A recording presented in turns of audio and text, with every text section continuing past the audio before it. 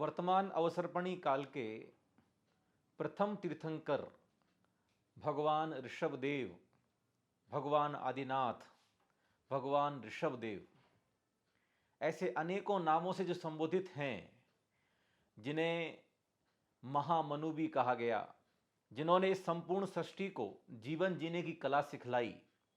जब कल्प वृक्ष समाप्त होने लगे थे और संपूर्ण प्रजा त्राहिमाम त्राहिमाम करके महाराजा ऋषभदेव के पास पहुंची, तब उन्होंने ही अस्सी मसी कृषि, शिल्प कला और वाणिज्य की कला सिखाई। जीवन को कैसे जिया जाए, जीवन में क्या किया जाए, कर्म भूमि का शुभारंभ था। कर्म करके अपने जीवन को अंतिम चरण तक कैसे पहुंचाया जाए, ये उपदेश हमें भगवान ऋषभदेव ने प्रदान किया। अंक गणित कैसे लिखा जाता है, ये भी हमें भगवान ऋषभदेव ने सिखलाया। और वे जीवन के अंतिम चरण में जैनेश्वरी दीक्षा धारण करके अष्टापद कैलाश पर्वत पर ध्यान आरूढ़ होकर के मोक्ष पधारे। तीसरे काल की समाप्ति में कुछ समय शेष रह गया था। तब भगवान ऋषभदेव ने अपने 8 कर्मों को नष्ट करके परम मुक्ति को प्राप्त किया और सिद्ध शुद्ध अवस्था को प्राप्त किया।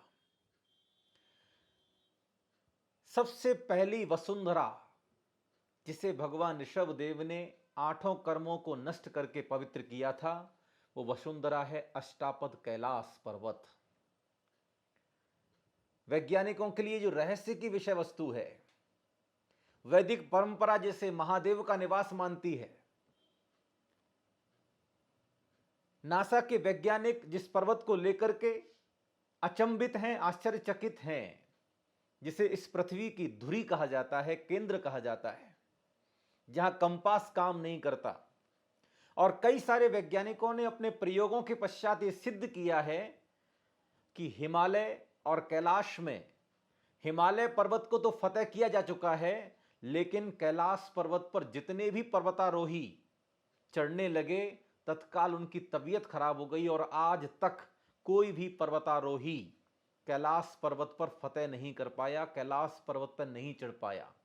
और उन्होंने यह साबित किया है कि कैलाश पर्वत की जो 4 दिशाएं हैं, एक दिशा गोल्ड की बनी हुई है, सोने की बनी हुई है, एक चांदी से बनी हुई है, एक मणियों से बनी हुई है और एक पूरी जो है स्फटिक मणि के द्वारा निर्मित है।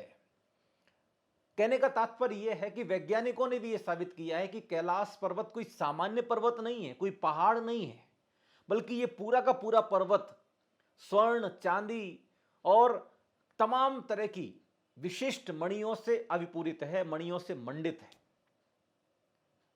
जैन आगम में कैलाश पर्वत की महिमा का बखान करते हुए प्राकृत की निर्वाण भक्ति में लिखा, अट्टावयम मीरसहो, अर्थात अष्टापद पर्वत से ऋषभदेव भगवान मोक्ष पधारे।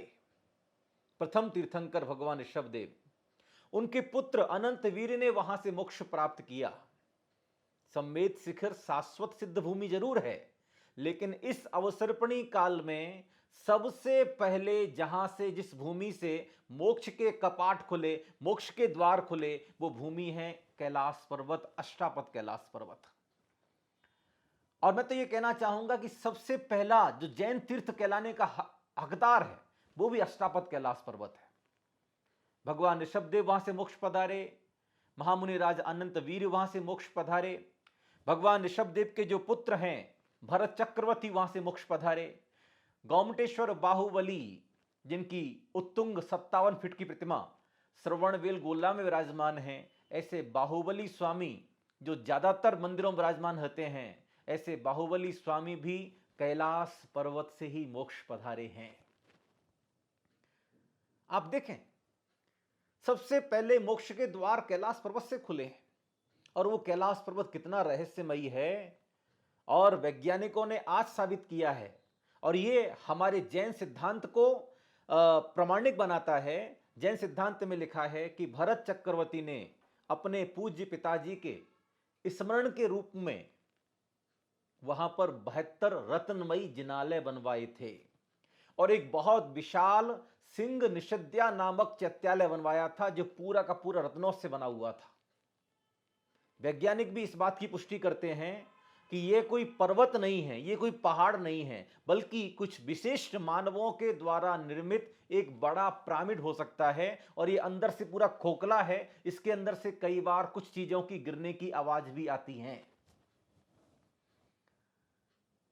यह जैन सिद्धांत की पुष्टि है, क्योंकि हो सकता है जिस कैलाश पर्वत को हम एक पर्वत के रूप में देखते हैं, कहीं वो पर्वत ना हो, बल्कि किसी उत्तुंग शिखर से मंडित कोई भव्य जिनालय हो, कोई भव्य चैत्यालय हो, कोई भव्य मंदिर हो, जिसकी स्थापना भरत चक्रवर्ती ने की।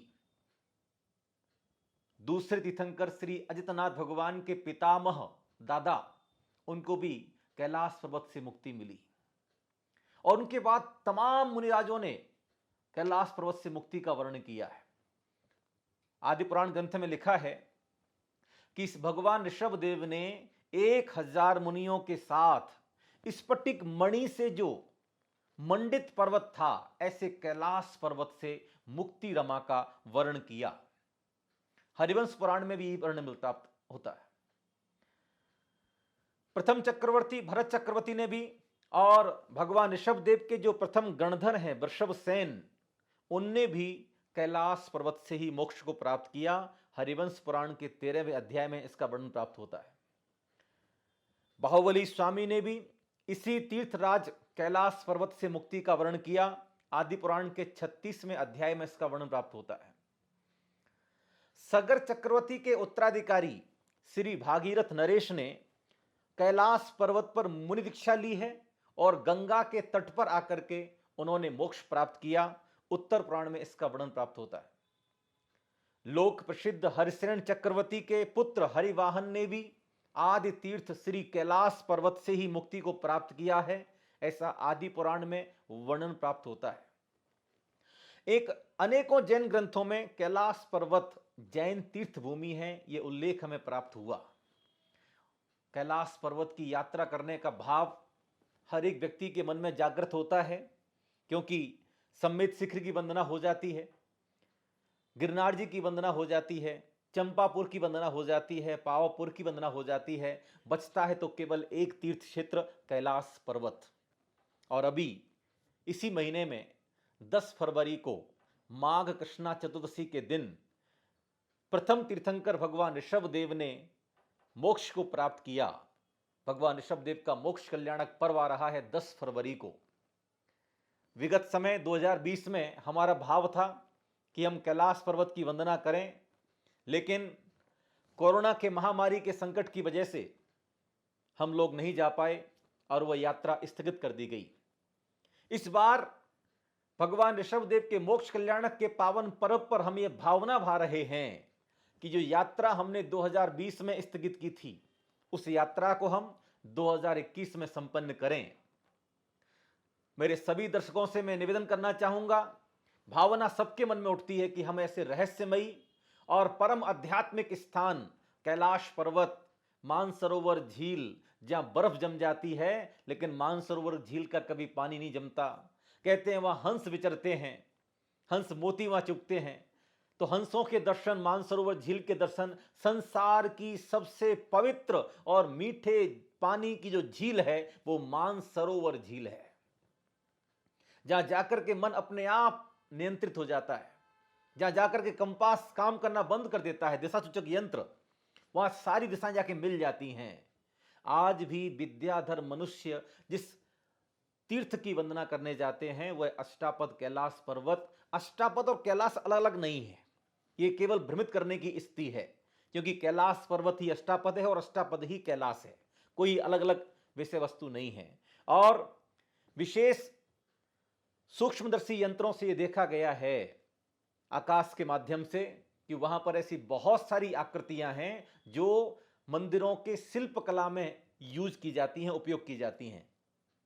ऐसे कुछ शिल्प वहां पत्थरों में दिखाई देते हैं। करोड़ों साल हो गए भरत चक्रवर्ती को हुए, करोड़ों साल में कितना कुछ हुआ होगा, मौसम परिवर्तन हुआ होगा, कितना कुछ भूकंप इत्यादि आए होंगे, कितना कुछ परिवर्तन हुआ होगा, लेकिन आज भी उसके अवशेष वहां प्राप्त होते हैं।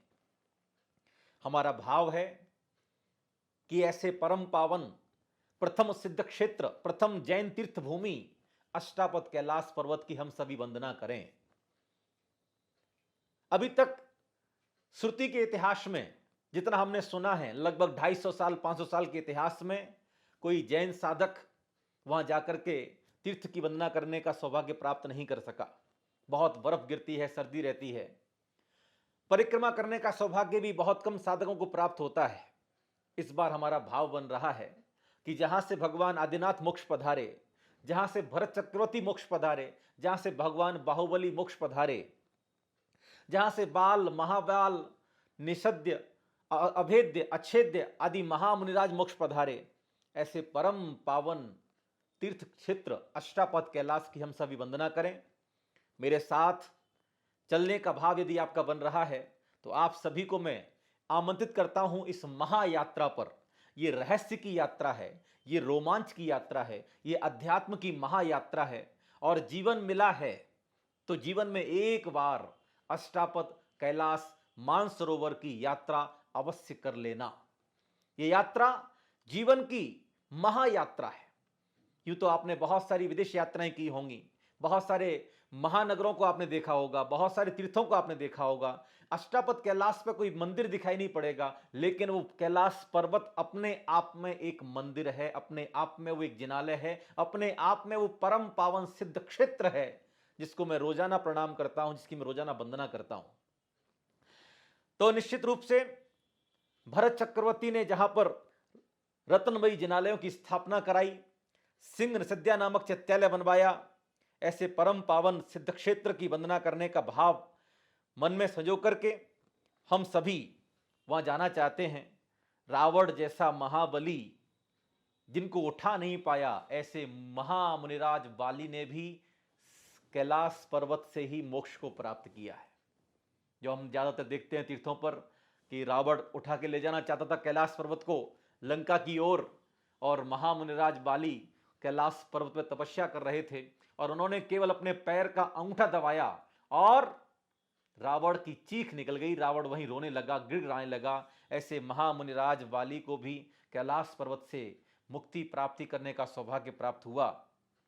आज भी बहुत सारे विद्याधर मनुष्य उसकी वंदना करते हैं। वैज्ञानिक बताते हैं कि यहाँ एलियंस आते हैं, यहाँ कुछ दूसरे ग्रहों से लोग आते हैं। वे दूसरे ग्रह के लोग नहीं हैं, बल्कि वे विद्याधर मनुष्य हैं जो कैलाश पर्वत की वंदना करने आते हैं, जिस पर्वत पर आज तक कोई चढ़ नहीं पाया, कोई नहीं चढ़ पाया।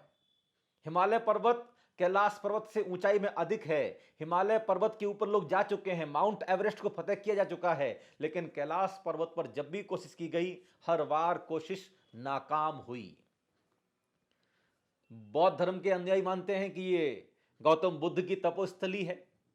वैदिक परंपरा के अनुयायी मानते हैं कि ये महादेव की निवास स्थली है। महादेव शिव शंकर यहां अपने पूरे परिवार के साथ निवासते हैं।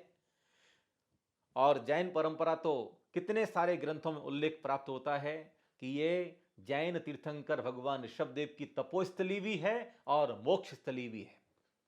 मैं आप सभी को एक बार पुनः आमंत्रित करता हूं कि आप सभी भगवान ऋषभदेव के मोक्ष कल्याणक पर जो निर्वाण लाडू चढ़ा रहे हैं 10 फरवरी को, अच्छी बात है, आप सभी भावना बनाएं और कैलाश पर्वत की वंदना करने का सौभाग्य अपने जीवन में संजोएं।